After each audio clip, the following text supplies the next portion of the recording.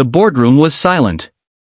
The kind of silence that hangs heavy in the air, where everyone is holding their breath. At the far end of the room stood Victor Hanlon, a billionaire CEO known for his ruthless standards and unshakable pride. His company, Hanlon Motors, had built engines for some of the world's most advanced machines, but this time they had reached an impasse. An experimental prototype engine worth billions in research had failed completely.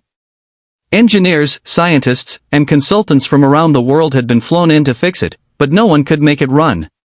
Victor, red with frustration, slammed his hand on the table. If anyone can fix this complex engine, I'll give them $1 million on the spot. It was meant to be sarcasm. A bitter remark to shame the highly paid experts who had failed him. But then, from the back of the room, a small voice spoke. "I can try," said a little girl, no older than 12. Every head in the room turned. Some laughed under their breath. Others rolled their eyes. Who had let a child into this meeting? The girl stood firm. Her name was Emily Carter. She was thin, with big brown eyes that looked both timid and determined. Her father, Daniel Carter, was one of the company's janitors. He had brought Emily with him that day because he couldn't afford a babysitter, and she often sat quietly in the corner while he worked extra shifts. Victor raised an eyebrow. "And who might you be?" Emily swallowed nervously but answered with surprising clarity. "My dad cleans your floors. But I know engines. I help him fix cars in our garage after school. And I've been reading books about advanced designs. I want to be an engineer one day." The room erupted with chuckles. But Victor, amused by her courage, decided to play along. "Fine. Go ahead. Show us what you've got. If you can fix this engine that the brightest minds couldn't, I'll keep my promise, $1 million. Emily's father rushed forward, embarrassed. "Sir, please forgive her. She didn't mean any disrespect." But Victor held up his hand. "Let the girl try." Emily approached the massive engine. It looked more like a piece of futuristic art than machinery, layers of steel, tubes, and wiring more complicated than a spider's web. The engineers had already declared it impossible. But Emily didn't look at it like they did. She crouched, studying the parts closely. She noticed details others overlooked: small alignment markers, faint scratches near the valves, and a piece that seemed almost out of place. To her, engines spoke a language. They were puzzles that whispered their secrets if you listened carefully. Her fingers traced the connections, and suddenly, she smiled. "This isn't broken," she said softly. "It's misaligned." The experts scoffed. One muttered, "Ridiculous." But Emily ignored them. She asked for a simple screwdriver, some pliers, and 10 minutes. Her father stood behind her, wringing his hands, afraid she was making a fool of herself. But Emily worked quietly, methodically. She adjusted a pressure valve, tightened a loose bolt, and realigned a timing belt that had been off by just a few millimeters. When she finished, she looked up at Victor. "Try it now." The room went still. Victor gestured to his lead engineer to start the ignition. With a skeptical shake of his head, the man pressed the button. At first, there was only silence. Then, rumble.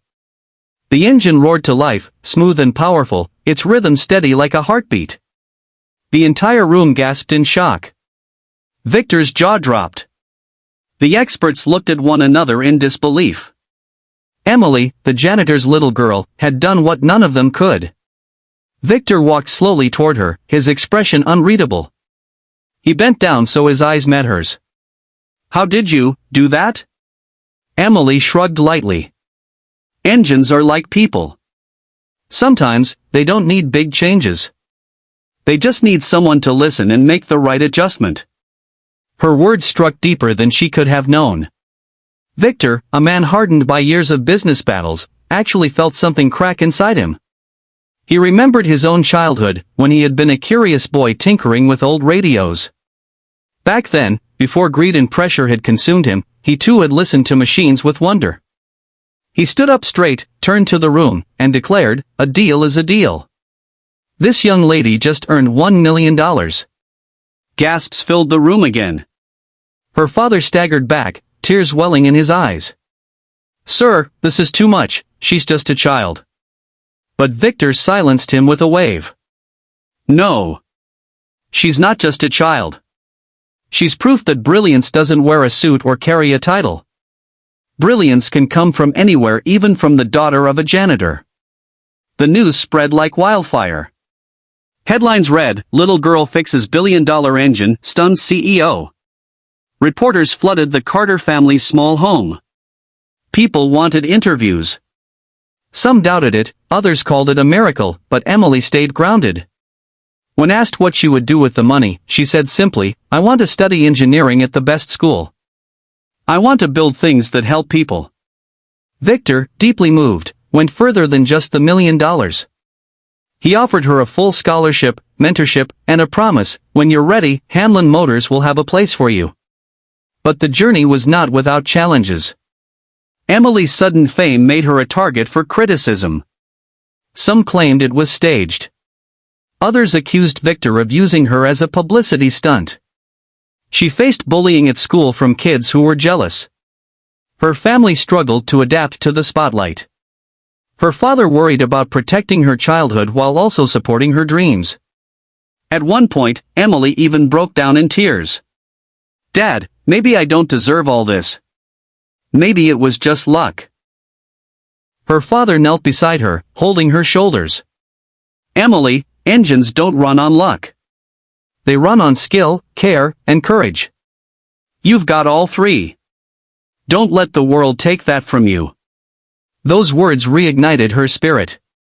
She kept studying, kept building, and years later, Emily Carter became one of the youngest engineers ever hired by Hamlin Motors.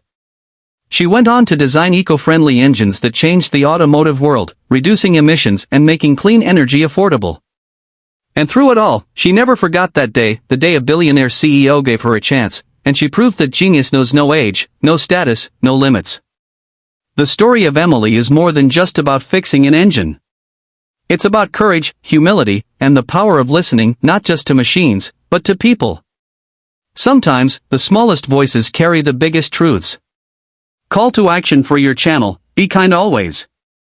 If Emily's story touched your heart, let me know in the comments, what lesson did you take away from this? Do you believe true talent can come from anywhere, no matter how young or overlooked?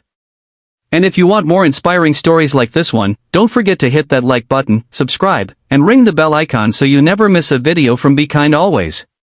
Because here, we believe that kindness and courage can change the world.